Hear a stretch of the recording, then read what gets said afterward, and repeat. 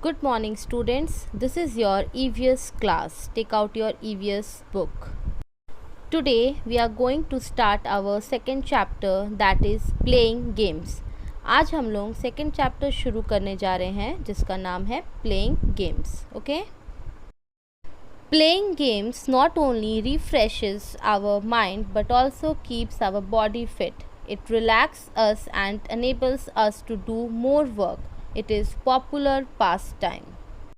Games खेलने से ना कि हमारे सिर्फ माइंड ही फ्रेश होता है बल्कि हमारा जो बॉडी है वो भी फिट रहता है.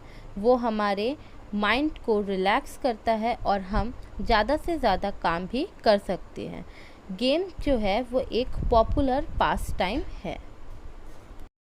Importance of games. गेम्स हमारे लिए क्यों इम्पॉर्टेंट है, खेलना हमारे लिए क्यों ज़रूरी है. Keeps us active and healthy. हम जब गेम्स खेलते हैं तो हम उससे एक्टिव रहते हैं और हेल्दी रहते हैं. It teaches us the values of discipline. जब हम गेम खेलते हैं तो हमें खेलने के दौरान हम डिसिप्लिन भी बहुत सीखते हैं. It teaches us to interact with others. खेलने के टाइम पे हमें एक दूसरे के साथ कैसे इंटरेक्ट होना है, कैसे बिहेव करना है, वो भी हम सीखते हैं. Now kinds of games we play. अब हम लोग अलग अलग तरह के गेम्स के बारे में पढ़ेंगे जो गेम्स हम लोग खेलते हैं. ठीक है. First is indoor games. Games which are played inside our homes are called indoor games. Some indoor games are chess, table tennis, ludo, carom board, etc. Indoor games वो गेम्स होते हैं जो हम लोग अपने घर के अंदर खेलते हैं, जैसे कि chess, ludo, table tennis, carrom board, etcetera. Okay. Outdoor games. Games which are played in open grounds are called outdoor games. Some outdoor games are hockey, football, volleyball, cricket, etc. Outdoor games वो games होते हैं जो हम लोग एक खुले मैदान में खेलते हैं, जैसे कि hockey, football, volleyball, cricket, etc. Next is individual games. The games which a player plays alone against another player are called individual games. Games such as chess, golf, etc. Individual games वो games होते हैं जो players दूसरे players के against में अकेले खेलता है, जैसे कि चेस और golf. Next is team games. Games in which a group of players play against another group are called team games. Example: cricket, hockey, volleyball and basketball.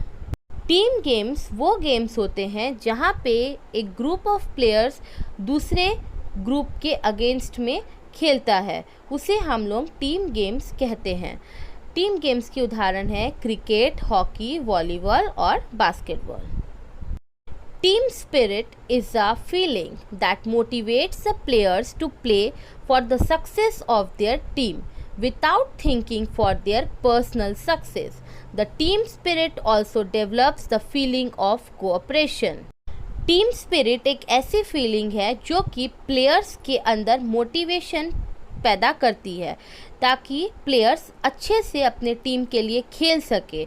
अपने बारे में सोचने से पहले वो अपने टीम के बारे में सोचे और अच्छे से खेले, और इससे टीम के बीच में कोऑपरेशन भी बढ़ता है.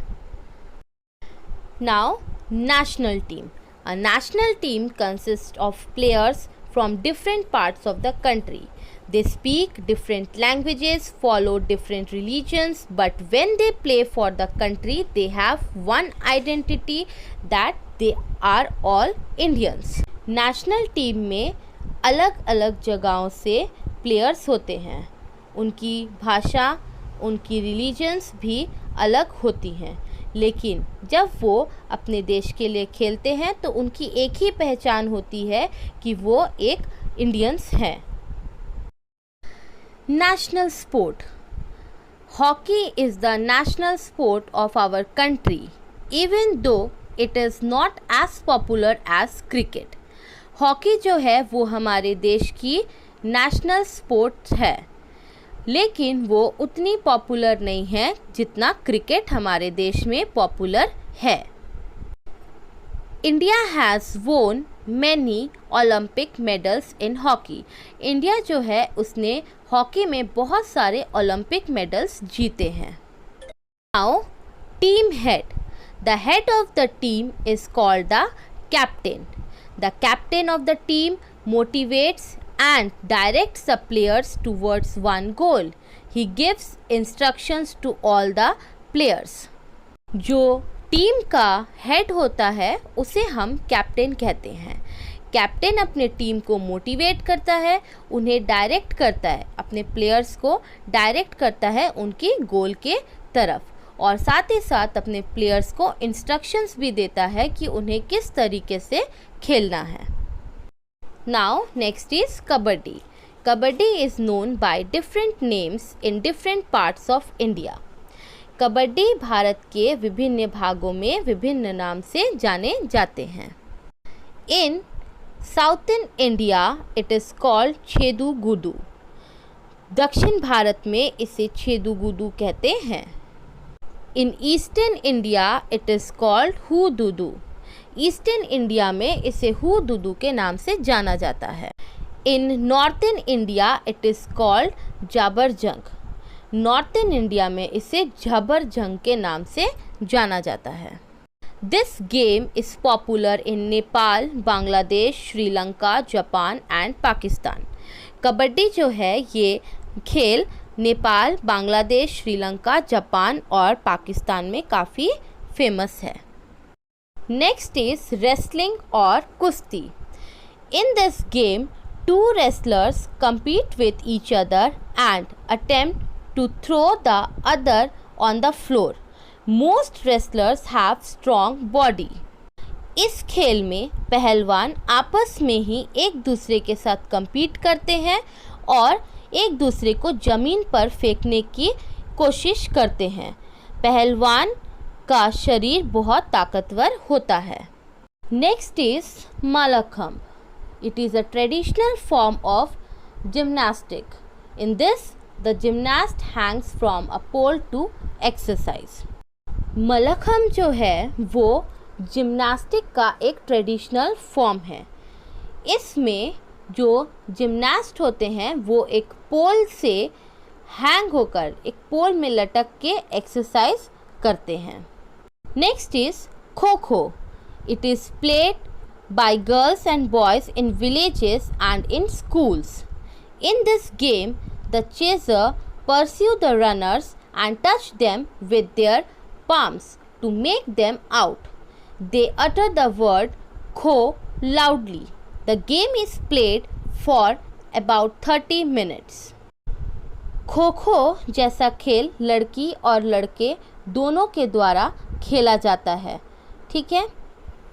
इस खेल में जो चेज़र होता है वो रनर के पीछे दौड़ता है और अपने हथेलियों से उसे छूता है और उसके मुंह में खो करके शब्द चलता रहता है. वो ज़ोर ज़ोर से खो शब्द बोलता है और ये गेम 30 मिनट तक चलता है. Next topic is martial arts. Martial arts. The term martial arts means the art of self defense. Martial art जो शब्द है उसका मतलब होता है कि खुद की रक्षा करना. Karate, judo, kung fu are some international martial arts we know today. Some martial arts popular in India also. तो कराटे, जूडो, कुंग फू ये सब एक इंटरनेशनल मार्शल आर्ट है जिसके बारे में हम आज जानते हैं, और अपने इंडिया में भी ऐसे कुछ मार्शल आर्ट्स हैं जो बहुत ही ज़्यादा पॉपुलर हैं. First is Thang Ta. This art is popular in Manipur. A sword and a spear are used to fight with their enemies. Manipur में थांग टा लोकप्रिय है और भाले का उपयोग शत्रुओं से लड़ने के लिए किया जाता है. Next is Thoda. This art is popular in Himachal Pradesh. It requires bow and arrow to play.